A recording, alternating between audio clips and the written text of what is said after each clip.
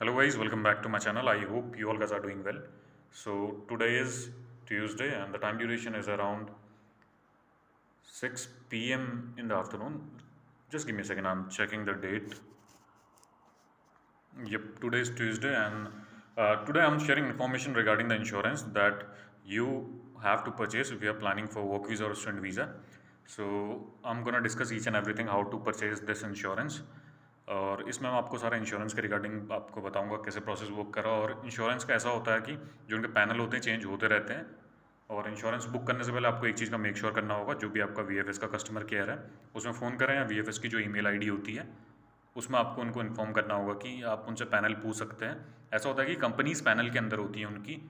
अगर जो कंपनीज़ उनके पैनल के अंदर है तो उसका ऐसा होता है कि वो लोग अपने उसका एक्सेप्ट कर लेते हैं। और ऐसा भी होता है कि जैसे इंडिया के अंदर बहुत सारी कंपनीज ऑपरेट कर रही हैं और उनके पैनल के अंदर नहीं है, तो उस केस में ऐसा होता है कि वो लोग एक्सेप्ट नहीं करते। ऐसा पास्ट में हुआ भी है। और अगर आपके इंश्योरेंस में कुछ इशू आता है तो उसका जो मेन प्रॉब्लम ये होता है कि एक रिजेक्शन पॉइंट आ जाएगा आपका थर्ड या फोर्थ नंबर का, पता नहीं कौन से नंबर का एक पॉइंट है जिसमें अगर आपका इंश्योरेंस वैलिड नहीं होता है तो फिर आपके साथ जो वहाँ से रिजेक्शन आ जाएगा, फिर आपको न्यू इंश्योरेंस प्रोवाइड करके देना पड़ता है। अगर एक बार कोई भी चीज़ में रिजेक्शन आपका आ जाता है तो फिर आपको दोबारा डॉक्यूमेंट बनाने पड़ते हैं। तो उसमें ऐसा होता है एप्लीकेशन चेकलिस्ट, आप बहुत अदर चीज़ भी होती हैं जैसे डमी टिकट आपको दोबारा बुक करना पड़ेगा, फिर इंश्योरेंस आपको नया लेना पड़ेगा, 15 20 30 हज़ार रुपये का पूरा नुकसान हो जाता है। तो अगर इस चीज़ से बचना है तो मेक श्योर करें, अगर कुछ कुछ की पॉइंट्स हैं अगर आप इंश्योरेंस बुक करेंगे तो उसमें आप मेक श्योर करें।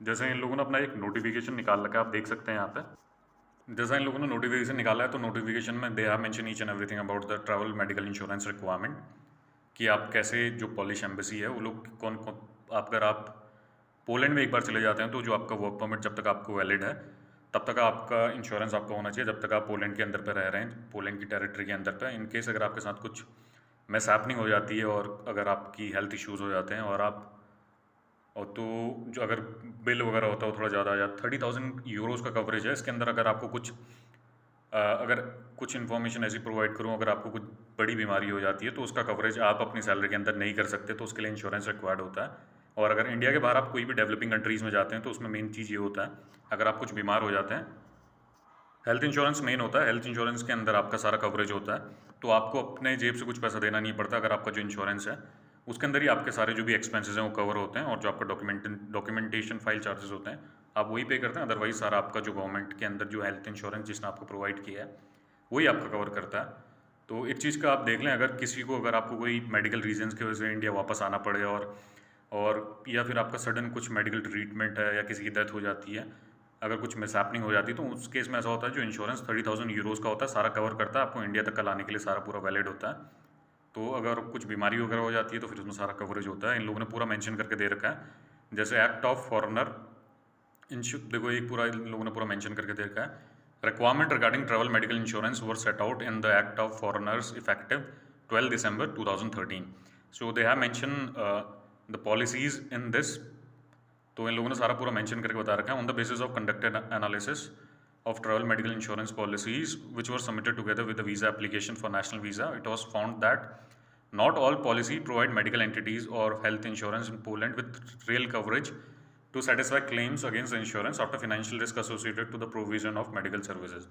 तो इस पैराग्राफ में इन लोगों ने पूरा मेंशन करके दे रखा है कि बहुत सारी कंपनीज होती हैं जो इंश्योरेंस प्रोवाइड करती हैं पर वो सारा कवरेज वगैरह उतना प्रोवाइड नहीं करती। तो इन लोगों के अंदर जो पैनल के अंदर कंपनीज नहीं है तो उसका ये लोग एक्सेप्ट नहीं करते, तो इस चीज़ का मेक श्योर कर लेना। और जो इंश्योरेंस होता है 365 डेज़ का आपका पूरा कवरेज होगा, और जब तक आपका वर्क वीज़ा जब तक आपका वैलिड है तब तक आपको शो करना पड़ेगा। और अभी इंडिया के अंदर ऐसे स्कैम भी हो रहे हैं, अगर आप देखें तो इशू ये आ रहा है, जैसे अगर आप किसी और पर्सन से अपना ये बुक कराते हैं इंश्योरेंस, तो उस केस में आजकल एडिटिंग वगैरह होती है, आपको सभी पता है, पूरा फेक वगैरह डॉक्यूमेंट प्रोवाइड करते हैं। इस चीज़ का मेक श्योर करें। अगर आप किसी अगर जैसे अपॉइंटमेंट के साथ, जैसे आप अपॉइंटमेंट परचेज करते हैं उसमें आपको स्कैम होता है, same that kind of thing is happening with insurance as well. अगर आप किसी थर्ड पार्टी पर्सन से, जैसे आप किसी एजेंट को पैसे देते हैं और वो इंश्योरेंस आपका बना के देता है, तो उसमें फेक भी निकल रहे हैं बहुत ज़्यादा। तो इस चीज़ का मेक श्योर करें। जो कंपनीज पैनल के अंदर है, पहले तो जो आपका इंश्योरेंस होता है उस कंपनी के अंदर ही करें। उस कंपनी के अंदर इंश्योरेंस आप बुक नहीं करेंगे तो फिर आपका रिजेक्शन आ जाएगा। अपार्ट फ्रॉम दैट, एक बार आपका जो भी इंश्योरेंस बुक होता है उसका एक रेफरेंस नंबर होता है, टाइम ड्यूरेशन आपका पूरा मेंशन होता है, तो उसमें एक चीज़ का मेक श्योर करें, कस्टमर केयर में फ़ोन करें, अपना रेफरेंस नंबर उनके साथ शेयर करें। और जैसे नंबर आप उनको शेयर करेंगे तो आपको बता देंगे आपका जेन्युइन है फेक है। और कॉल करके आप आजकल सब चीज़ हो जाता है। अगर देखें जैसे कोई भी अगर कंपनी ने इंश्योरेंस प्रोवाइड किया तो उनके पास पूरा डेटा होता है उसका, और कब से कब तक का ट्रैक हो रखा है। अगर आप अपनी फ्यू डिटेल्स आपकी मांगते हैं, आपका नेम हो गया, उसके बेसिस पर नेम रेफरेंस आईडी के बेसिस पे वो लोग अपना डिटेल्स वगैरह आपको पूरा पुल आउट करके आपको बता देंगे आपका इंश्योरेंस कब से कब तक का कवरेज है। और जो उसमें कवरेज है 30,000 यूरो से ऊपर का होना चाहिए, इस चीज़ का मेक श्योर करें। और अभी के टाइम पे ऐसा होता है कि जो पैनल है, पैनल चेंज होते रहते हैं। अभी ऐसा था कि लास्ट ईयर में थोड़ी डिफरेंट कंपनीज थी, उस चीज़ का भी मेक श्योर करना। तो इनका जो भी अपडेटेड अभी चेकलिस्ट आई होगी, अगर ईमेल में आप उनको मांगेंगे तो ईमेल में 24 to 48 आवर्स के अंदर आपको सारी इन्फॉर्मेशन वो लोग प्रोवाइड कर देंगे। और इसके अलावा जो भी इसमें साथ जो भी सम इंश्योर्ड वाला जैसे ऑप्शन है, ये पूरा यूनिवर्सली रहता है, 30,000 यूरोज़ के अंदर रहता है। इस चीज़ का मेक श्योर कर लें। और मैं इसमें आपको सजेस्ट करूंगा कि अगर आप कोई अपना इंश्योरेंस वगैरह बुक कर रहे हैं तो पहले पता कर लें उनको कि जो अपॉइंटमेंट है पूरा 365 डेज़ का उनको एक साथ चाहिए, या अगर दो अगर अगर कोई भी इंश्योरेंस हम बुक कर रहे हैं 2 साल, जैसे एक साल में 6-6 महीने के 2 टाइम के वैलिड हैं, 6-6 महीने के अगर 2 ले रखे हैं वो भी वैलिड है। इस चीज़ का कन्फर्मेशन आप उनसे ले लें। और जो कस्टमर सर्विस वाले हैं वो आपको सारी इन्फॉर्मेशन इसके रिगार्डिंग प्रोवाइड कर देंगे। और इसके अलावा आपको कहना चाहता हूँ, इंश्योरेंस किसी और पर्सन से बुक करने के अलावा खुद ही बुक कर लें। एक बार पूछ लें उनको कंपनीज कौन सी लिस्टेड है उसकी।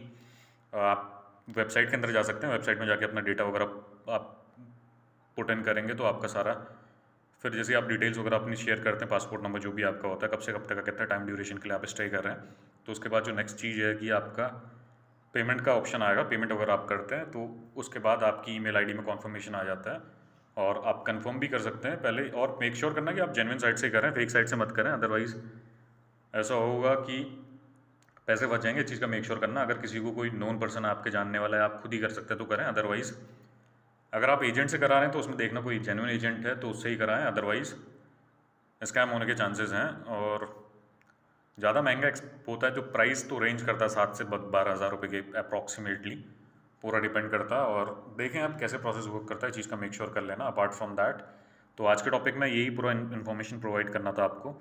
और इंश्योरेंस अगर आप बुक कर रहे हैं तो उस चीज़ का टाइमिंग का उसमें मेक श्योर करना अपना, कब से कब तक का वैलिड है। अगर टाइम थोड़ा इधर उधर हो जाएगा तो उसमें भी थोड़ा इशू आ जाएगा आपका। जो भी इंश्योरेंस है आपका, जो भी आपका डेट होती है प्रोविजनल, जो आपकी डेट आप मेंशन करते हैं, तो उस चीज़ का मेक श्योर करना कि जितना टाइम ड्यूरेशन का आपका वर्क परमिट वैलिड है, 1 साल का जब पूरा होना चाहिए उसके अंदर। डेट्स का ज़्यादा मेन इशू आता है। उसके अलावा बहुत से लोग ऐसा करते हैं, 1 साल का इंश्योरेंस रिक्वायर्ड रहता है, 6 महीने का बुक कर देते हैं और एक ही उस रिसिप्ट लेके वहाँ पर चले जाते हैं, तो उसमें भी रिजेक्शन आता है। अगर 1 साल का पूरा 365 डेज़ का उन लोगों ने मांगा है तो आप पूरा 1 साल का पूरा आपको लेके जाना पड़ेगा। अगर हाफ इंश्योरेंस आप लेके जाएंगे तो वो भी एक इशू आ जाता है इसमें। तो ये इन्फॉर्मेशन आप लोगों तक प्रोवाइड करनी थी और मैंने हालांकि सारी इन्फॉर्मेशन इसमें प्रोवाइड कर ही दी है।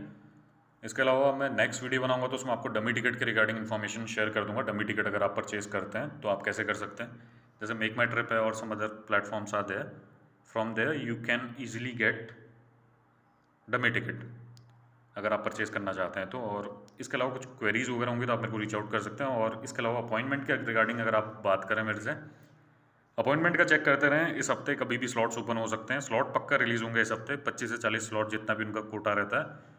बुक कर पाए तो वेल एंड गुड है, अदरवाइज़ ऐसा होगा कि एप्लीकेंट बहुत ज़्यादा हैं, हज़ारों में एप्लीकेंट हैं। आपको भी पता है कि बहुत सारे लोग they are waiting from a very long period of time. अगर आप देखें 10-12 महीने, 15 महीने, 18 महीने, इतने पहले से लोग वेट कर रहे हैं और स्लॉट्स बहुत कम रिलीज़ होंगे। जिसको मिल गया तो वेल एंड गुड है, अदरवाइज़ फिर आपको वेट ही करना पड़ेगा। इसका तो खैर कोई रिजोल्यूशन है नहीं और people are facing the same short of issue from a very long period of time. और अगर अभी भी नहीं हो पाया तो फिर नेक्स्ट मंथ आपको वेट करना पड़ेगा। 1 महीने का पूरा टाइम चले जाता है, बहुत कम स्लॉट्स रिलीज़ होते हैं। तो इंडिया के अंदर जो VFS वाले हैं वो लोग भी एक ही साथ में इतने कैंडिडेट नहीं भेज सकते जो उनका कोटा है। जैसे मैंने आपको बताया 40-50 कैंडिडेट अगर जितने भी हैं उनका रिलीज़ करते हैं और उसमें थोड़ा अपना तो पेड फॉर्म में भी जाते हैं, आपको जैसा पता है। उसमें अपॉइंटमेंट वगैरह बुक होते हैं तो कुछ जैसे 5 से 10 स्लॉट्स, 5 से 10 कैंडिडेट एक बैच में पूरे मंथली बेसिस में लोग इंडिया से भेजते हैं, वही उनका कोटा रहता है, उससे ऊपर ज़्यादा भेज नहीं सकते।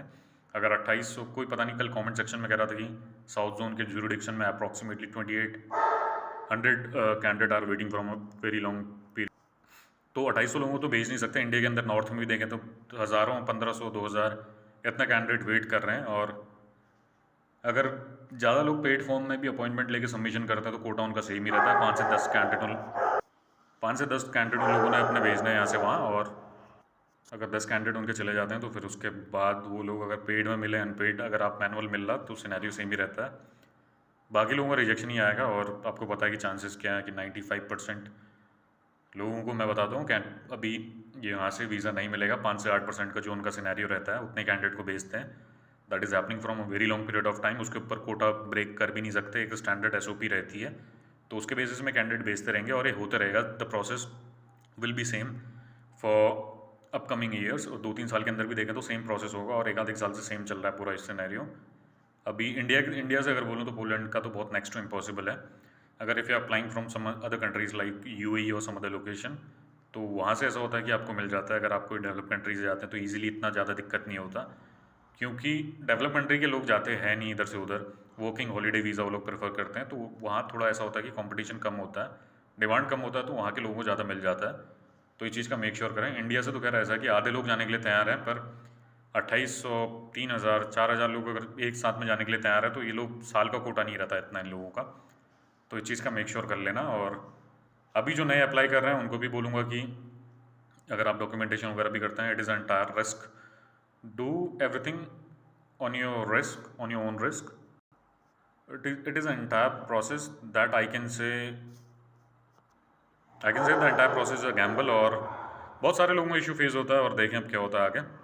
और पास्ट में भी ऐसा नहीं है कि सबको वीज़ा मिल ही गए हैं, रिजेक्शन लेके भी बहुत लोग बैठे हैं। अगर मैं आपको डेटा वगैरह देखूं तो मेरे पे बहुत लोगों की लिस्ट वगैरह आई, they got rejection and second they reappealed, और जो प्रोसेस हुआ दोबारा री अपील करा, उसके बाद भी उन लोगों का रिजेक्शन आ गया।